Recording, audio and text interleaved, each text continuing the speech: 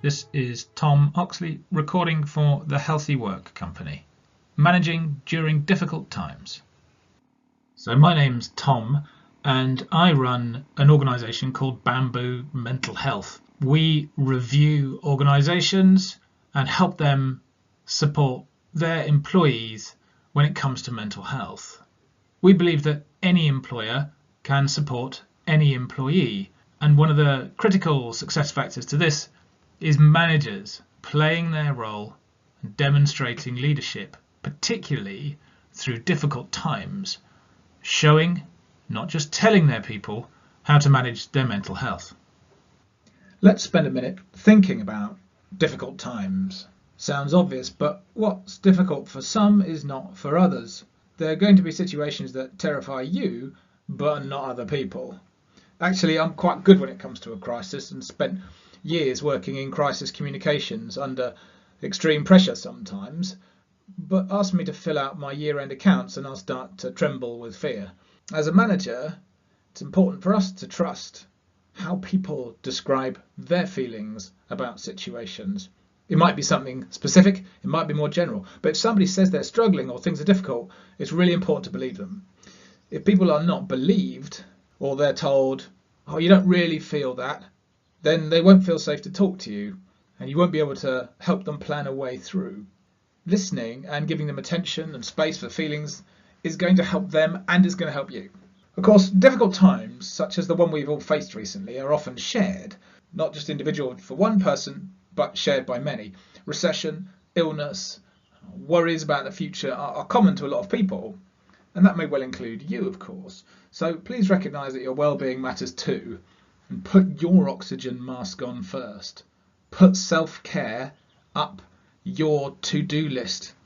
In fact, in order to best support others, you really need to show them, not just tell them, how to manage self-care through difficult times. And also that way you will equip them to help themselves in the future. You don't have to go too far on this. Your goal as a manager is never to try and fix somebody, you can't, or convince them that they're wrong, you can't. And it's certainly not to perform the role of a counsellor, you can't, you're not qualified. So let's be clear, going too far is pretty hazardous. But doing nothing or pretending that everything is normal when it isn't won't help either. Companies and politicians or managers who declare it's business as usual at the start of the COVID pandemic, well, they were kidding themselves. They looked a bit silly and lost trust when the truth really hit home. Our goal and role is to do our best. Your job in difficult times is to use your resources to keep you and the team safe and well. You can't do much until your team feels safe. So let's start there.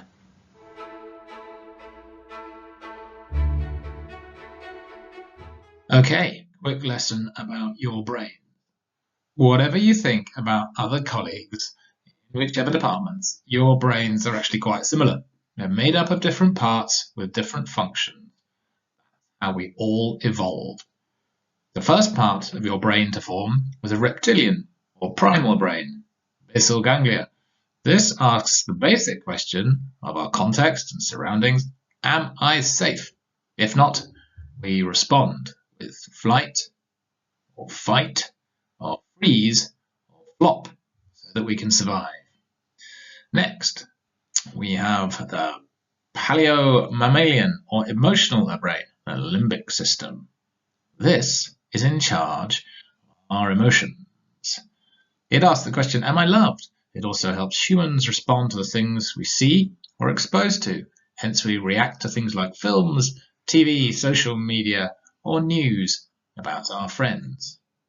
Most recently formed, we have the neo-mammalian, or rational brain, or human brain, the neocortex. This is the bit we use to learn, to thrive. It's the bit we tap when we're trying to answer a question in a pub quiz. So these bits were developed or formed in that order. We use them in that order too. As we go through this module, this will help you understand yourself and understand your team. Why? Because we are designed to make ourselves be safe, first and foremost. As a manager, You can't do anything until your team feels safe. You feel safe. That somebody has got their back during a crisis. And at work, for your team, that person is you, to begin with, at least. Managers always have different roles: stakeholder engagement, accounting, operational delivery. So how do we sort out which ones apply during difficult times? There may be all sorts of pressures buzzing around your head. One idea is to use the Eisenhower matrix you can see on the screen now. It's better than a straightforward do list to sort out all your jobs because it acknowledges both importance and urgency. I find it a really useful tool for prioritization, especially when my head is swimming. You can do this together, as a team, for the team, or individually. It really helps you clarify team purpose as well. So first of all, what's urgent and important?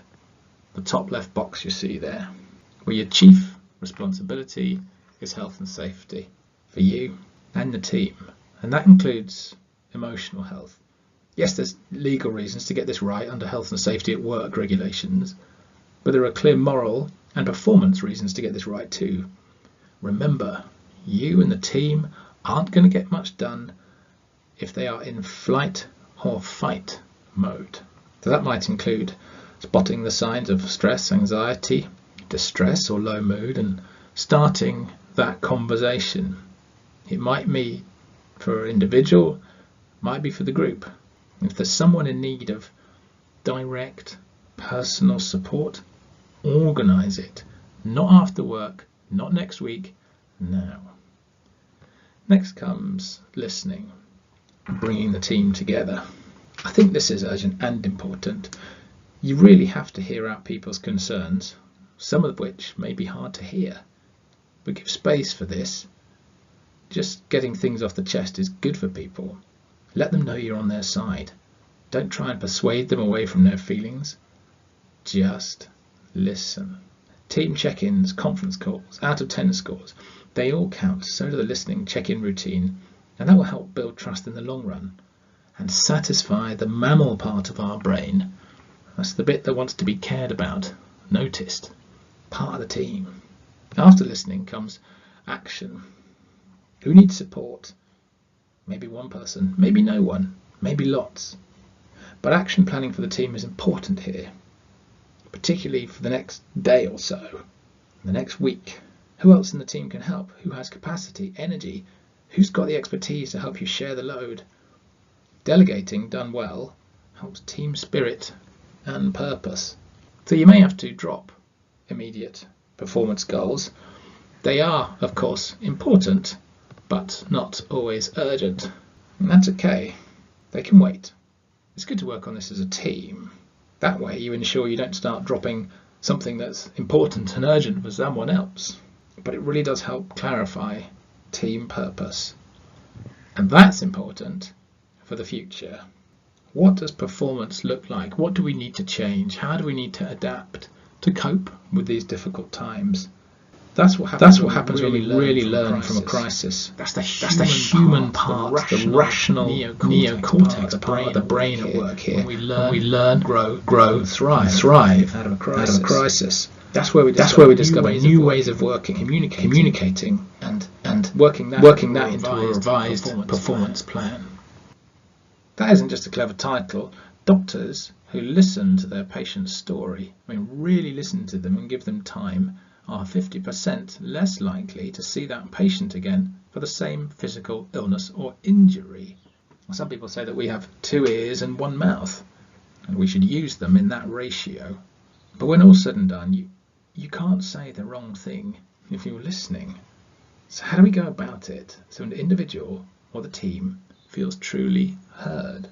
The other benefit of listening properly is that you're going to learn something. After all, the person you're listening to is the expert on their feelings, and they're very likely to have some decent ideas about what they want to change and how things could be better for them and for the team. Now, you may have been on courses before which talk about eye contact, repeating phrases, nodding and organising the chair to face the door, that sort of thing. That's all well and good, but no substitute for the golden rule.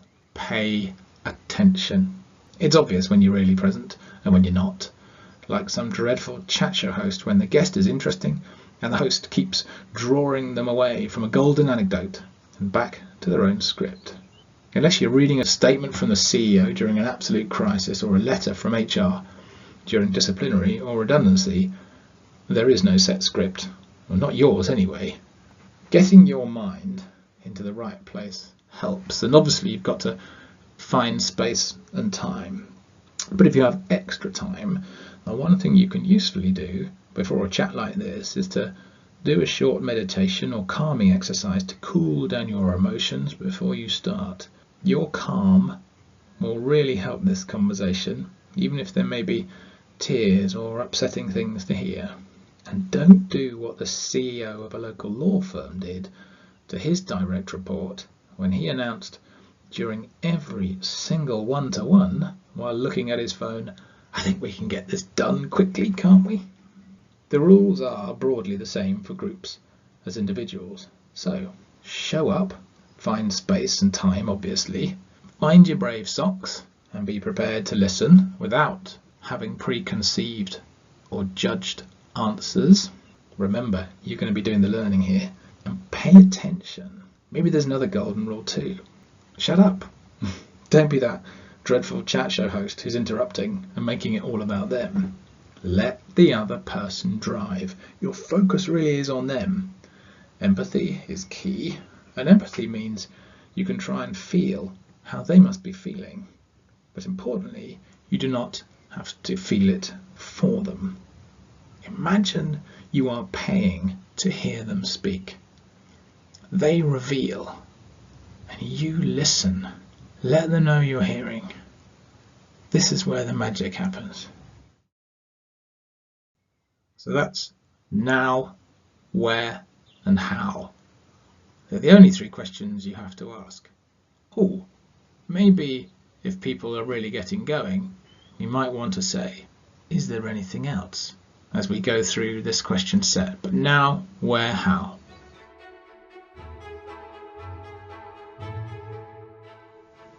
As we progress through difficult or traumatic times, we experience different phases of emotions.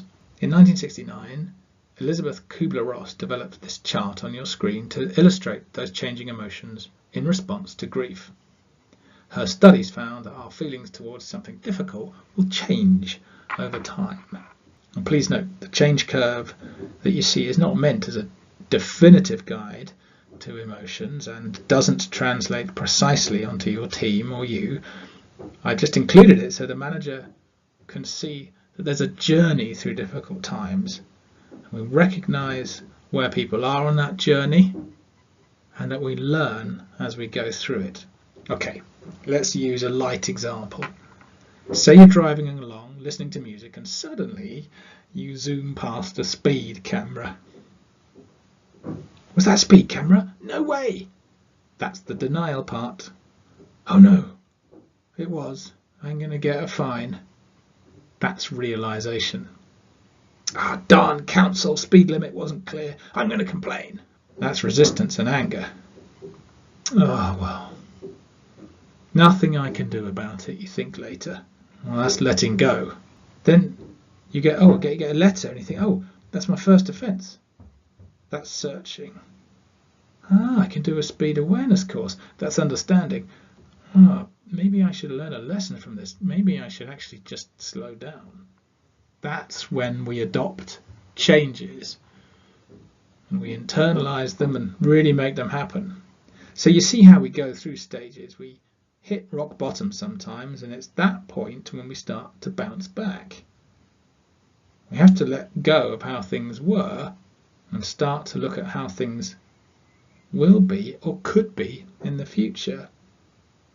If we replaced the speeding penalty fine with something like redundancy, a grievance, a separation from a close one, how might we cope?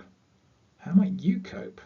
What about something personal in the team like divorce, addiction, or the loss of a loved one, of course it will be difficult. We have to give space to that.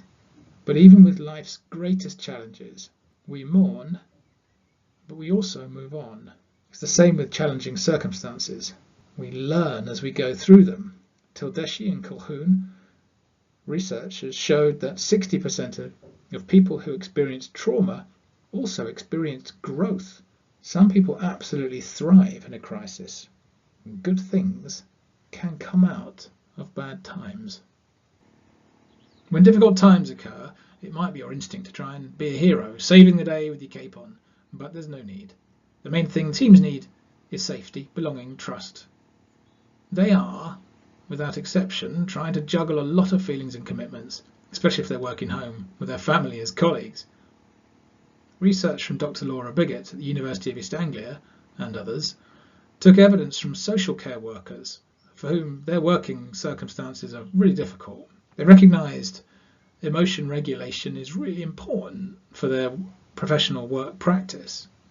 And to put it another way, the team as a tribe needs to feel secure in order to be at their best.